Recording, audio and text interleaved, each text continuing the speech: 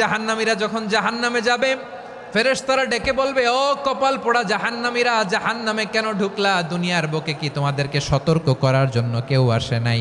কুল্লামা উলকিয়া ফিহা ফাউজুন সাআলাহুম খাজানাতুহা আলাম ইয়াতিকুম নাযীর। সুবহানাল্লাহ পড়েন।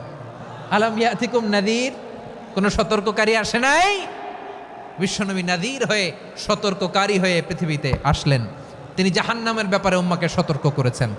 জান্নাতকে যেমনি তিনি চমকপ্রদভাবে উম্মার সামনে পোট্রে করেছেন, চিত্রায়িত করেছেন, ঠিক অনুরূপভাবে ভয়ঙ্কর জাহান্নামকেও তিনি এই উম্মার সামনে পোট্রে করেছেন। জাহান্নামকে কিভাবে বিশ্বনবী উম্মার সামনে পোট্রে করলেন, চিত্রায়িত করলেন, শুনতে মনে চায়? সিলেটবাসী শুনতে মনে চায়?